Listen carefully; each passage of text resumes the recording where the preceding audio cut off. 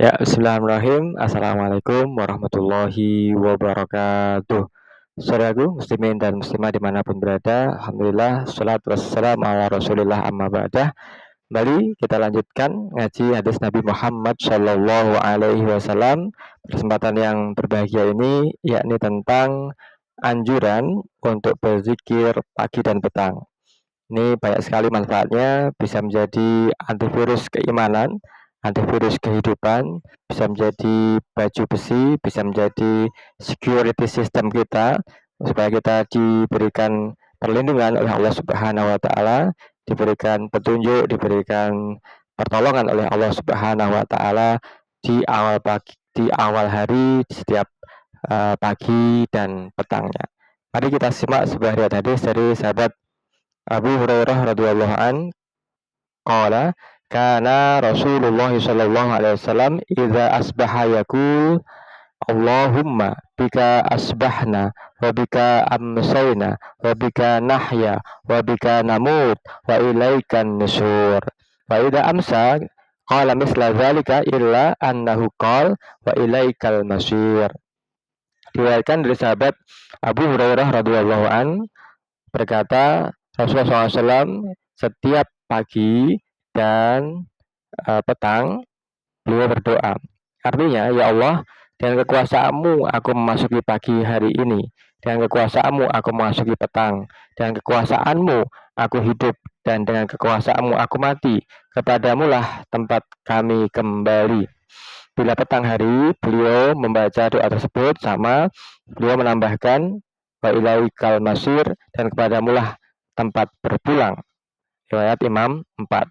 Apa yang bisa kita petik hikmah dari hadis ini? Pertama, bagaimana caranya agar kita dapat memulai hari kita setiap pagi dan petang dengan penuh keberkahan sejak pertama kalinya? Benar, jawabannya adalah kita hendaknya mengawali hari-hari kita, pagi dan petang kita, dengan berdoa dan berzikir di waktu pagi dan petang sebagaimana yang telah dicontohkan dalam hadis Abu Hurairah di atas, yakni Allahumma bika asbahna wa bika amsayna wa bika nahya wa bika namut wa ilaikal nusyur wa ilaikal masir.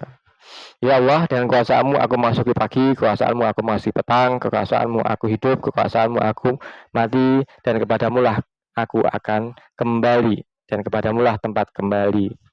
Yang kedua, apa keutamaan zikir pagi dan petang ini? Benar, yakni menenangkan hati kita dan kita mendapatkan perlindungan Allah Subhanahu wa taala. Ini bisa menjadi antivirus keimanan, antivirus kehidupan, di mana bisa jadi ketika kita bangun tidur, kemudian beraktivitas, ini banyak kita melihat sesuatu yang bisa menurunkan derajat keimanan kita atau bahkan membolak-balikkan hati kita. Maka sebelum itu terjadi, kita telah memohon perlindungan, kita telah memasuki satu wilayah di mana Allah Subhanahu wa taala mempersilahkan untuk kita berdoa, mohon padanya, sehingga kita pun dilindungi, dijaga oleh Allah Subhanahu wa taala dari hal-hal yang bisa membelokkan hati kita, membolak-balikkan hati kita, menurunkan kualitas iman Islam kita. Nah, yang ketiga, menurut Ibnu Qayyim rahimahullah berkata, zikir pagi dan petang ini ibarat baju besi, zirah, ya. Baju zirah, baju besi perang.